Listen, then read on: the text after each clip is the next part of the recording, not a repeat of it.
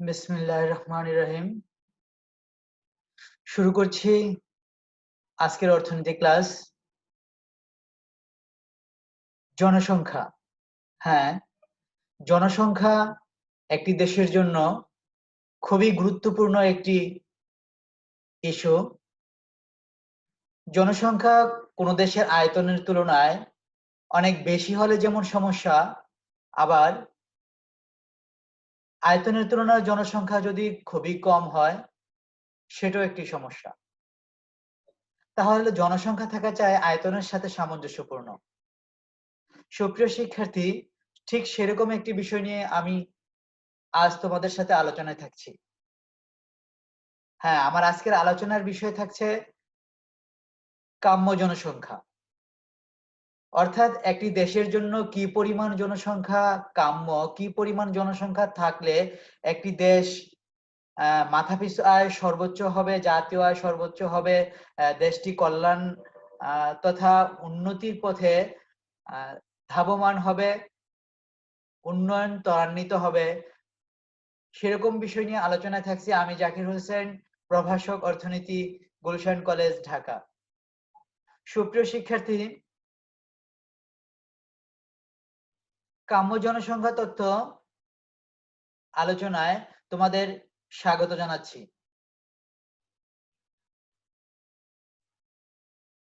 কাম্য জনসংখ্যা হচ্ছে একটি দেশের ওই পরিমাণ জনসংখ্যা যে জনসংখ্যা থাকলে দেশটির মাথাপিছু আয় সর্বোচ্চ হবে, জাতীয় আয় ত্বরান্বিত হবে, তাকে কাম্য জনসংখ্যা বলা হয়। কাম্য জনসংখ্যা হচ্ছে আরো সহজভাবে বললে যে পরিমাণ জনসংখ্যা একটি দেশ কামনা করে। কাম্য জনসংখ্যা তত্ত্ব ম্যালথুসীয় জনসংখ্যা তত্ত্বের প্রতিক্রিয়ার ফসল। প্রফেসর হেনরি তার the principle of political economy গ্রন্থে কাম্য জনসংখ্যা তত্ত্বটি বা কাম্য জনসংখ্যা নিয়ে আলোচনা করেন।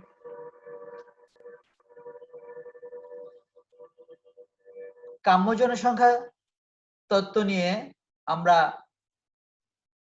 সামনের দিকে এগিয়ে যাচ্ছি।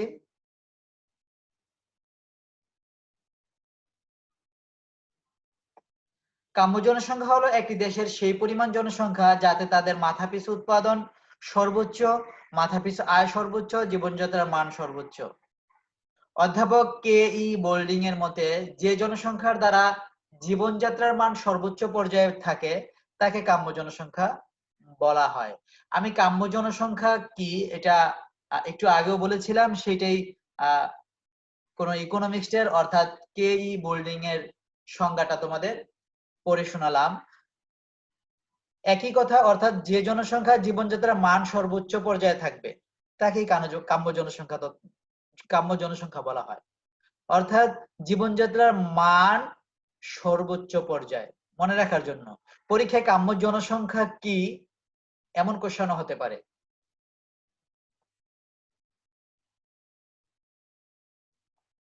কাম্য জনসংখ্যা তত্ত্ব কল্যাণ ভিত্তিক সংজ্ঞা দিয়েছেন কার্ল স্যান্ডার্স। যে জনসংখ্যা সর্বোচ্চ অর্থনৈতিক কল্যাণ সাধন করে তাই কাম্য জনসংখ্যা। আয় ভিত্তিক সংজ্ঞা দিয়েছেন ডাল্টন। কাম্য জনসংখ্যা তা যা সর্বাধিক মাথাপিছু আয় প্রদান করে। উৎপাদন ভিত্তিক সংজ্ঞা দিয়েছেন অধ্যাপক রবিন্স। কাম্য জনসংখ্যা সর্বোচ্চ উৎপাদন করে, অর্থাৎ যে জনসংখ্যা উৎপাদন সর্বোচ্চ পর্যায়ে নিয়ে যেতে সক্ষম হয় তাকে কাম্য জনসংখ্যা তত্ত্ব বলা হয় বা কাম্য জনসংখ্যা বলা হয়। কাম্য জনসংখ্যা তত্ত্ব সম্পর্কে তিনজন ইকোনমিস্ট তিনটি দিক থেকে ধারণা দিয়েছেন আমাদের। আমরা যদি সূত্রাকারে লিখি বীজগাণিতিক ভাবে তাহলে বিষয়টা হবে এমন: m is equal to a minus o divided o. a হচ্ছে অ্যাকচুয়াল পপুলেশন, ও হচ্ছে অপটিমাম পপুলেশন। অর্থাৎ m হচ্ছে ম্যালঅ্যাডজাস্টমেন্ট অর্থাৎ অসামঞ্জস্যতার পরিমাণ। m is equal to zero হলে দেশের কাম্য জনসংখ্যা ও প্রকৃত জনসংখ্যার মধ্যে কোনো অসামঞ্জস্যতা নেই। প্রকৃত জনসংখ্যা হচ্ছে অ্যাকচুয়াল পপুলেশন এ, আর ও হচ্ছে অপটিমাম পপুলেশন কাম্য জনসংখ্যা। বলা হচ্ছে m = যদি জিরো হয়, অর্থাৎ এটা সমান যদি আমরা জিরো পাই সমাধান করে, তাহলে কাম্য জনসংখ্যা ও প্রকৃত জনসংখ্যার মধ্যে কোনো অসামঞ্জস্যতা নেই। আবার যদি m is greater than 0, ধনাত্মক হলে দেশটি জনবহুল ও m less than 0, ঋণাত্মক হলে জনবিরল। এখানে জিরো না, এটা ও হবে, ও অপটিমাম পপুলেশন। আমরা এটাকে একটা চিত্রের মাধ্যমে ব্যাখ্যা করতে পারি। অপটিমাম পপুলেশন হচ্ছে, যদি এভাবে ব্যাখ্যা করি, লম্ব অক্ষে পার ক্যাপিটাল ইনকাম আর ভূমি অক্ষে জনসংখ্যা, এই রেখাটি দ্বারা পার ক্যাপিটাল ইনকাম মিন করা হয়। এই রেখাটির সর্বোচ্চ বিন্দু হচ্ছে এম, অর্থাৎ অপটিমাম পপুলেশন। পপুলেশন হচ্ছে এই এম এন পর্যায়ে অপটিমাম কাম্য, কারণ এই এম বিন্দুতে ইনকাম সর্বোচ্চ জনগণের, সেজন্য এটা হচ্ছে কাম্য জনসংখ্যা, এটাই আমরা কামনা করি। এর পূর্বে যদি হয় সেটা হবে আন্ডার পপুলেটেড, অর্থাৎ নিম্ন জনসংখ্যা। এর পরে হলে হবে ওভার পপুলেটেড, ঊর্ধ্ব জনসংখ্যা। অর্থাৎ জনসংখ্যা এখানে ইনকামের চেয়ে, এই জায়গাটায় জনসংখ্যা ইনকামের চেয়ে বেশি, আর এই জায়গাটায় জনসংখ্যা ইনকামের চেয়ে কম। তো আমাদের কামনা থাকবে, আমাদের কাম্য জনসংখ্যা হবে এই এম বিন্দুতে।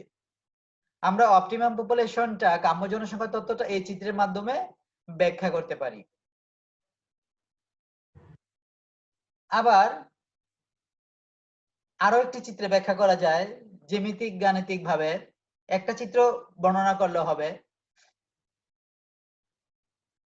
এটাকে যদি আমরা এস আর কে যদি ইনকাম রেখা ধরি, তাহলে এই পিএম হচ্ছে কাম্য জনসংখ্যা, অপটিমাম পপুলেশন। এর পূর্বে হচ্ছে নিম্ন, এর পরে হচ্ছে অধিক। আমরা এরকম চিত্রের মাধ্যমে কাম্য জনসংখ্যা তত্ত্বটি ব্যাখ্যা করতে পারি।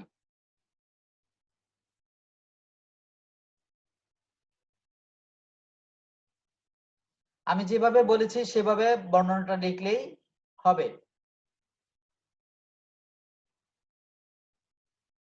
কাম্য জনসংখ্যা তত্ত্বের কিছু সমালোচনা রয়েছে। কাম্য জনসংখ্যা নির্ণয় অসুবিধাজনক, মৌলিক তত্ত্বের অভাব, বাস্তব অবস্থা বিশ্লেষণে অসমর্থ, মাথাপিছু আয়ের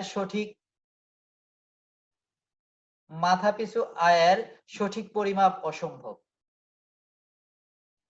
সুপ্রিয় শিক্ষার্থী, আমাদের কাম্য জনসংখ্যা তত্ত্ব আলোচনায়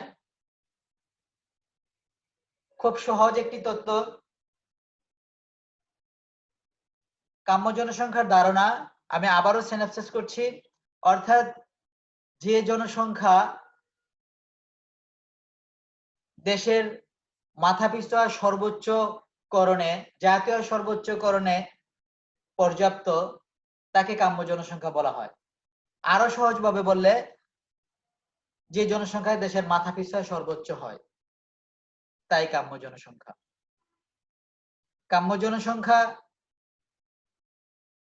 তত্ত্বটির চিত্রের মাধ্যমে ব্যাখ্যা করব, সমালোচনাগুলো লিখব।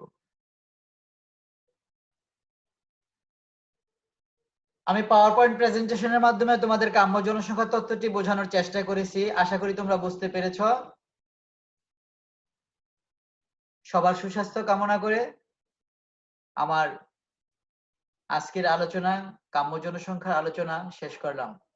আল্লাহ হাফেজ।